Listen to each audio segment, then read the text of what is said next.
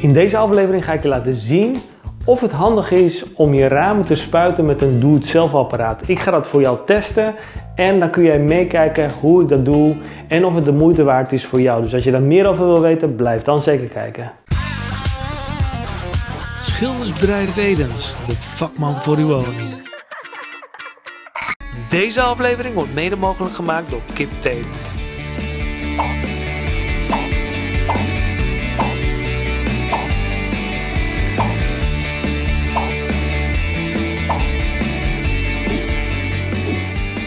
Kip, hecht aan kwaliteit. Ik krijg heel vaak de vraag, kan ik de ramen spuiten met een doe-het-zelf apparaat? Ik had een buurman die wilde de muren spuiten met een doe-het-zelf apparaat. En dat ging hij proberen. Ik had gezegd dat je dat niet moet doen. Hij ging het proberen en uiteindelijk lukte het niet. Maar kun je daar wel je ramen mee spuiten? Nou, dat ga ik vandaag voor jou testen. Ik heb zo'n doe-het-zelf apparaat. Daarmee spoot ik in het verleden de radiatoren mee. En ik heb ook wel eens mijn kast mee gespoten of mijn open haard. En ik ga dat vandaag testen. En natuurlijk heb ik ook de Aqua hechtprimer, dus dat ga ik dan toepassen. Maar ik ga het testen om jou te laten zien of het voor jou de moeite waard is om zo'n apparaat aan te schaffen, of dat je dat misschien beter niet kunt doen. In een vorige aflevering heb ik je laten zien hoe je alle naden kunt herstellen en uitgelegd wanneer je acrylaatkit kunt gebruiken of beglazingskit. En daarbij heb ik je ook verteld welke naden je met plamuur kunt doen. De link naar die aflevering vind je in de beschrijving. Ga die zeker bekijken, want dan begrijp je veel meer waarom ik de kit op kaalhout heb aangebracht. Jullie hebben daar massaal gereageerd om ook de werkzaamheden te willen zien hoe ik de kozijnen heb gespoten met een simpele spuitapparaat. En daarom heb ik deze aflevering voor jullie gemaakt. Geef mij daarom zoveel mogelijk duimpjes, zodat ik gemotiveerd raak om nog veel meer filmpjes te gaan maken voor jullie. Ik zou zeggen 5000 duimpjes. Alles is nu afgekit en het is klaar om te gaan schilderen. Ik ga de ramen afplakken en dat doe ik even met de Kip 3308. Maar ik ga ook de groene gebruiken. De Kip 3373, dat is de groene, die is eigenlijk dezelfde als de 3308. Alleen de groene bevat veel meer vezels. Dus ga jij nou een keer schilderen en je gaat 1 of 2 lagen aanbrengen, dan kun je rustig de 3308 pakken, de gele. Maar ga jij 3, 4, 5 lagen aanbrengen, dan kun je beter overstappen op de 3373, de groene. Want als je dat gaat verwijderen, dan breekt die ook niet snel af bij het verwijderen. Dus hij is wat sterker, er zitten meer vezels in. Maar in principe kun je ze allebei toepassen. En daarom ga ik ook op deze klus ze allebei inzetten.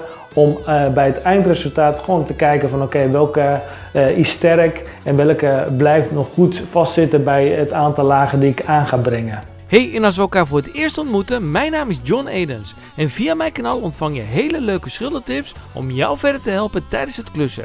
Ben je nog geen abonnee? Abonneer dan hieronder op mijn kanaal en druk op dat belletje, want dan hoef je geen schildertip meer te missen.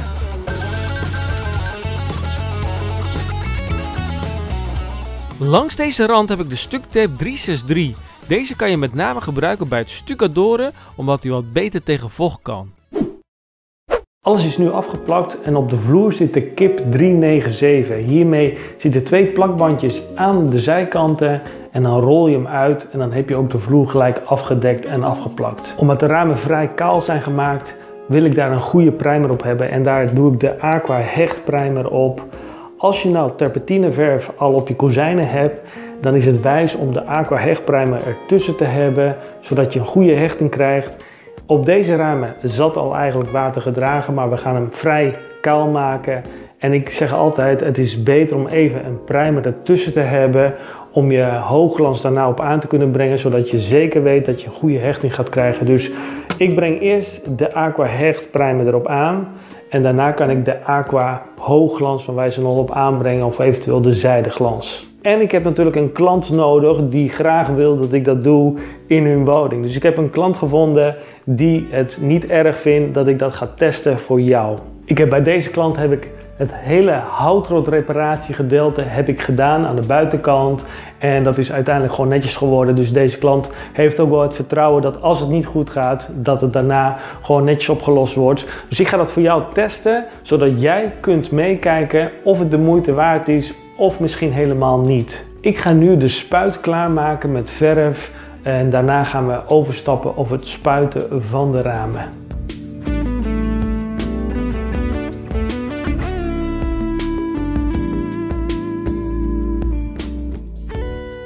Ik maak de verf wat dunner met water omdat het apparaat niet sterk genoeg is om de verf op de kozijnen te spuiten zonder dat die verdund is.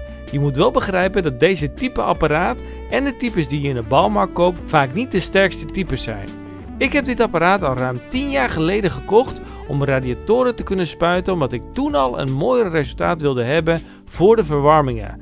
Maar Wagner of Graco of andere fabrikanten hebben natuurlijk inmiddels al veel betere en professionele apparaten in de markt. Dat zijn wel apparaten van een paar duizend euro en niet een paar tientjes.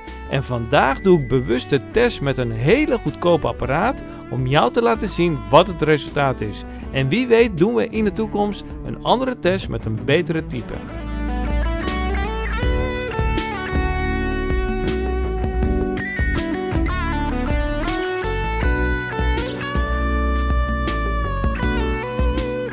Dit is het apparaat dat ik vandaag ga gebruiken.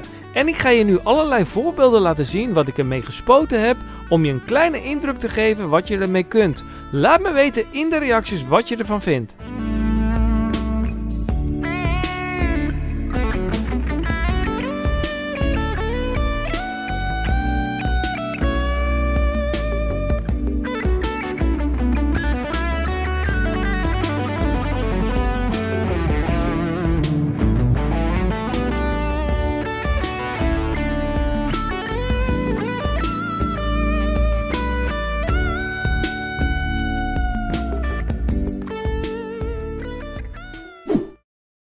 Je doet eerst een test op het papier om te kijken hoeveel eruit komt. Zet je het schuifje horizontaal, dan ga je in dezelfde richting bewegen met de spuit.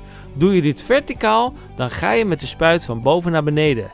Eerst ga je met wat lucht nog de laatste stofjes wegblazen van je kozijn voordat je gaat spuiten. Houd daarbij ongeveer een afstand van 20 tot 30 cm van je oppervlakte. Maar ook hier moet je een beetje mee spelen. Het doel van deze aflevering is enkel om te kijken wat het resultaat is van het spuiten met een simpel apparaat en niet om je te leren hoe je een spuitapparaat volledig kunt toepassen. En ook wil ik heel duidelijk maken dat het niet de bedoeling is om de fabrikant Wagner naar beneden te halen, omdat ik al aangegeven heb dat ook zij hele sterke en betere apparaten hebben voor de profschilder. Ik word ook tevens niet gesponsord door Wagner.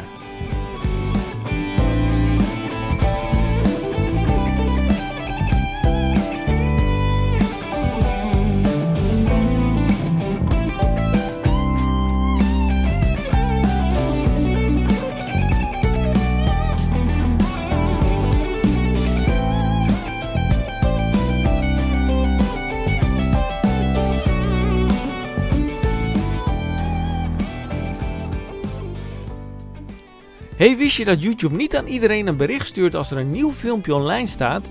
Dit heeft te maken omdat er zoveel berichten uitgezet moeten worden, waardoor YouTube aangeeft dat ze ongeveer 10% van de abonnees een bericht sturen. Wil je er nou er zeker van zijn dat je geen aflevering mist, dan kun je ook VIP-member worden. Stuur me daarvoor een mail naar info@schildersbedrijfedens.nl met je voor- en achternaam en het verzoek om VIP-member te worden en ik zet je nu nog gratis op de lijst. VIP-members krijgen altijd een bericht van mij als er een nieuwe aflevering online staat. Dit doe ik alleen bij langere afleveringen. Bij de shorts video's doe ik dat niet. Let wel op, ik heb eerder aangegeven dat ik VIP-members een pdf zal sturen met de uitgeschreven tips. Ik heb dit voor een tijdje gedaan, maar dit kostte mij zoveel tijd dat ik dat niet meer doe omdat het ten koste gaat van de filmpjes maken. En ik ga ervan uit dat jullie liever de filmpjes zien dan een samenvatting van de tips op papier. Dus tegenwoordig word je alleen VIP-member als je jezelf wilt verzekeren dat je een melding krijgt bij een nieuwe aflevering. Ik zorg er dan zelf voor dat je een persoonlijk bericht krijgt met de link naar de nieuwste aflevering. En wellicht word ik ooit geblokkeerd door YouTube of gaat YouTube uit de lucht, dan kan ik je altijd op de hoogte houden waar ik de filmpjes ga plaatsen. En wil je nou leuke uitgeschreven tips met foto's, dan adviseer ik je om mij te volgen via de Facebookpagina waar je me kunt vinden onder de naam Schildersbedrijf Edens. Alle linkjes vind je in de beschrijving.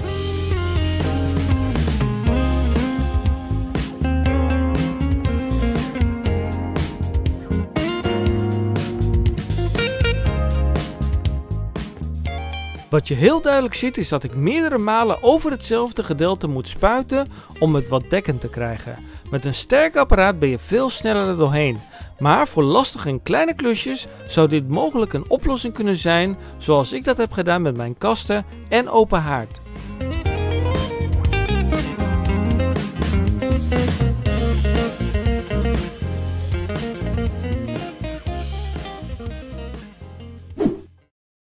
Dit is het resultaat van de eerste laag die we hebben aangebracht met de Aqua hechtprimer. En kijk even mee hoe het eruit ziet.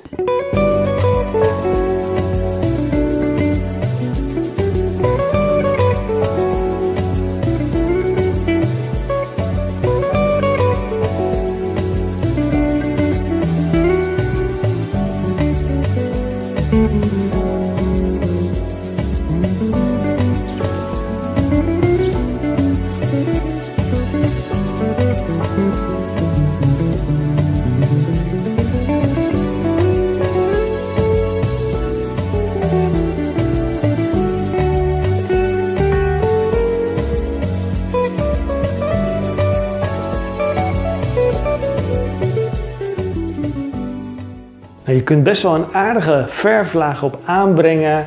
Alleen als je goed kijkt naar de muren, dan zie je dat daar best wel heel veel overspray is. En dat er heel veel nevel op de rest van de muren zit, op de gedeeltes wat je niet hebt af kunnen plakken.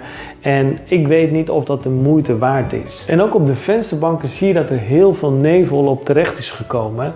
En nu is eigenlijk de vraag, als je nou gaat afspuiten met een hoogglans of een zijdeglans, dat maakt even niet uit, en je gaat hem afspuiten, dan is de vraag van, als je de ene raam klaar hebt, hoeveel nevel heb je dan dat er eigenlijk heel veel nevel komt op de vensterbanken van je kozijn die je al gespoten hebt. En ik wil dat risico niet nemen. Dus voor mijzelf zeg ik laat het hierbij.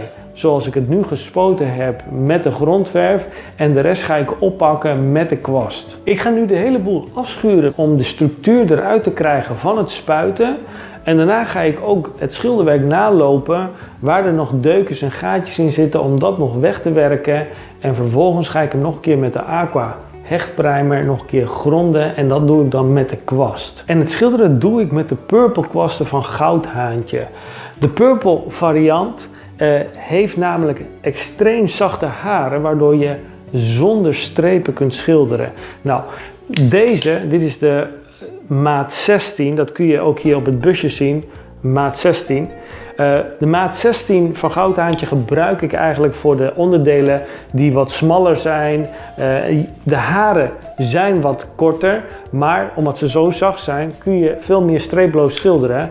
Ga je nou bredere vlakken schilderen, dan pak ik de platte kwast. En dit is de 2,5 inch. Dat betekent dat die ongeveer 6 centimeter breed is. En als je daarnaar kijkt, deze twee naast elkaar legt, dan zie je dat de haren van de platte kwast wat langer zijn. En daarmee kun je wat zachter schilderen en heb je dus ook nauwelijks strepen op je ondergrond. En als je dan de kleine hoekjes nog wil pakken, dan pak ik de penseel erbij. En dit is een maat 14 penseel. Ook deze heeft dus hele zachte haren. En deze serie van Goudhaantje, die kun je bij mij bestellen. En als je dit bij mij bestelt, dan sponsor je daarmee mijn kanaal. En als je dus ook andere materialen zoals de verf of de kit of de plakband of wat je nodig hebt voor jouw klus, stuur me een mail naar info@schildersbedrijf-edens.nl en dan kan ik jou de materialen versturen en daarmee zul jij mij helpen om mijn kanaal groter te maken en daardoor meer filmpjes voor jou kan bouwen, zodat jij geholpen wordt bij het klussen. En dit is het eindresultaat. Laat me weten of jij het toch zal proberen met een simpele spuit of na deze aflevering toch niet. Als je dit mooi vindt, abonneer dan zo snel mogelijk op mijn kanaal, want ik ga je alle stappen leren hoe jij dit resultaat kunt krijgen.